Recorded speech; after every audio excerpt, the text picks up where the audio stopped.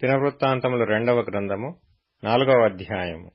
అతడు 20 మూరలు పొడవును 20 మూరలు వెడల్పును 10 మూరలు ఎత్తును గల ఒక ఇత్తడి బలిపీఠమును చేయించెను. పోతపోసిన సముద్రపు తొట్టి ఒకటి చేయించెను.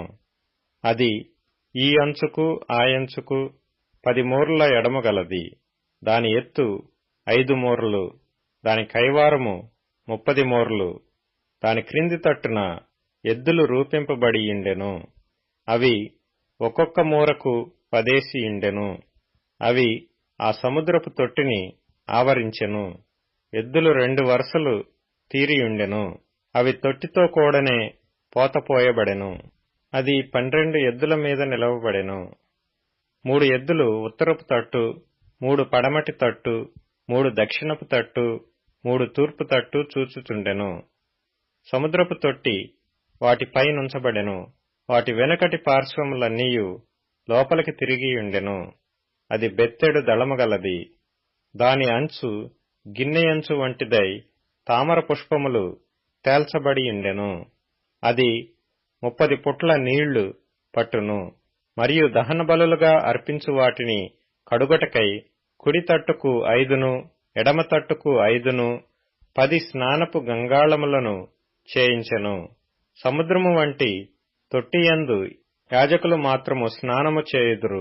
మరియు వాటిని గూర్చిన విధి ననుసరించి 10 బంగారపు దీపస్తంభములను చేయించి దేవాలయమందు కుడి తట్టున 5ను, ఎడమ తట్టున 5ను ఉంచెను.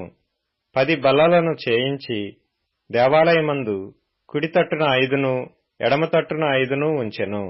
100 బంగారపు తొట్లను చేయించెను. అతడు యాజకుల ఆవరణమును, పెద్ద ఆవరణమును, దీనికి వాకిండ్లను చేయించి దీని తలుపులను ఇత్తడితో పొదిగించెను. సముద్రపు తొట్టిని తూర్పు తట్టున కుడి పార్శ్వమందు దక్షిణ ముఖముగా ఉంచెను. హూరాము పాత్రలను, బూడిదనెత్తు చిప్పకోలలను, తొట్లను చేసెను. రాజైన సొలొమోను ఆజ్ఞ ప్రకారము దేవుని మందిరమునకు చేయవలసిన పని అంతయు హూరాము సమాప్తి చేసెను.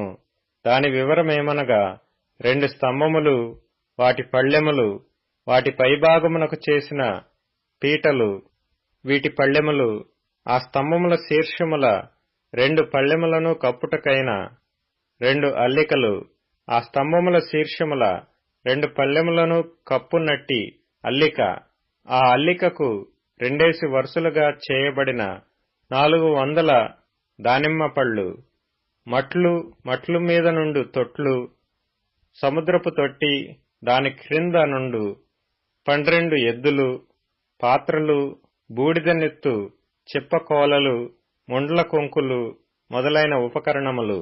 వీటిని హూరాము రాజైన సొలొమోను ఆజ్ఞ ప్రకారము యెహోవా మందిరము కొరకు మంచి వన్నెగల ఇత్తడితో చేసెను. యొర్దాను మైదానమందు సుక్కోతునకును జెరేదాతాకును మధ్యను జిగటమంటి భూమియందు రాజు వాటిని పోతపోయించెను.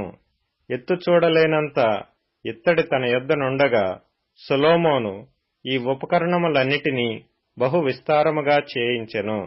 దేవుని మందిరమునకు కావలసిన ఉపకరణములన్నిటినీ, బంగారపు పీఠమును, సన్నిధి రొట్టెలు ఉంచు బల్లలను, వాటిని గూర్చిన విధి ప్రకారము గర్భాలయము ఎదుట వెలుగుచుండుటకై ప్రశస్తమైన బంగారపు దీపస్తంభములను, పుష్పములను, ప్రమిదలను, కత్తెరలను, కారులను, తొట్లను, గిన్నెలను, ధూపకలశములను సొలొమోను మేలిమి బంగారముతో చేయించెను. మరియు మందిర ద్వారము లోపలి తలుపులను, అతి పరిశుద్ధ స్థలము యొక్క లోపలి తలుపులను, దేవాలయపు తలుపులను అన్నియు బంగారముతో చేయబడెను.